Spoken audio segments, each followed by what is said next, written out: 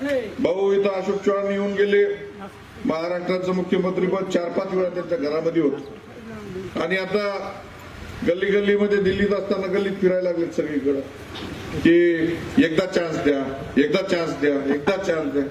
अरे 72 वर्ष झाली, तुम्हाला चान्स आहे नांदेड जिल्ह्यात, दुसऱ्याला चान्स कुठे आहे? आम्ही आपलं झगडून तुमच्या जनता जनार्दनाच्या मायमाऊलीनं आमच्यासारखा एखादा आमदार आज मी होतो म्हणून माझ्या बरोबर 3 आमदार दुसरे बसले. 72 वर्ष सगळं तुमच्याच घरात आहे. गृहमंत्रीपद तुमच्या घरात, मुख्यमंत्रीपद तुमच्या घरात, राज्यसभेचं सभासद तुमच्या घरात, आमदार तुमच्याच घरात, सगळं तुमच्याच घरामध्ये. आता किती वर्ष तुम्हाला चान्स द्यायचं? या गावामध्ये पिकल्यानंतर मग काल परवा भाषण केलं म्हणा त्यांनी की मुदखेडला बारामती करून दाखवतो म्हणून. आणि तिथं अजित पवारांनी बारामती केली. ते महाराष्ट्राचे उपमुख्यमंत्री पद आहे. तुम्हाला कुठेतरी मनाला काहीतरी वाटलं पाहिजे. त्या उपमुख्यमंत्र्यांना बारामतीचं नाव सगळीकडे केलं आणि त्याचं नाव घेऊन तुम्ही मुख्यमंत्री 2दा असताना सांगता की बारामती करून दाखवतो. हे पूर्ण पैसे वाटून वाटून भानावती करून टाकते आमच्या लोकांना सगळ्यांना, तुम्हाला सांगतो. आणि हे सॅटरडे संडे नेते अशोक चव्हाण साहेब.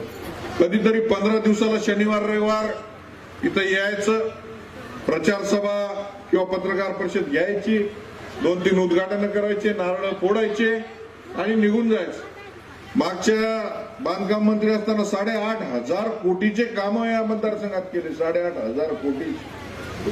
आता ते त्यांची एक सवय, काही चौकशा लागायचे म्हणले की सत्ताधारी पक्षात उड्या मारतात. आले इकडे, आता कुठून चौकशा लागणार आणि काय होणार त्यांचं तुम्हाला सांगतो.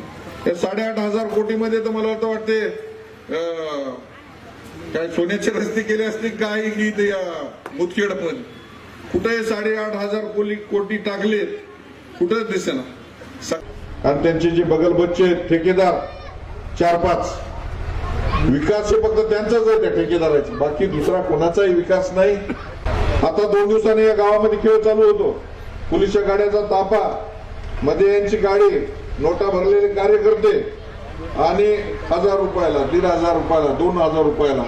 हे तुमचाच पैसा आहेत काय? नांगर आणून पैसे आणणं गेले ते तुम्हाला सांगतो. हे तुमच्यासाठी आलेला पैसा आहे. तुमच्या योजनातला पैसा खाऊन तुम्हाला पैसे वाटायला लागलेत. आपल्या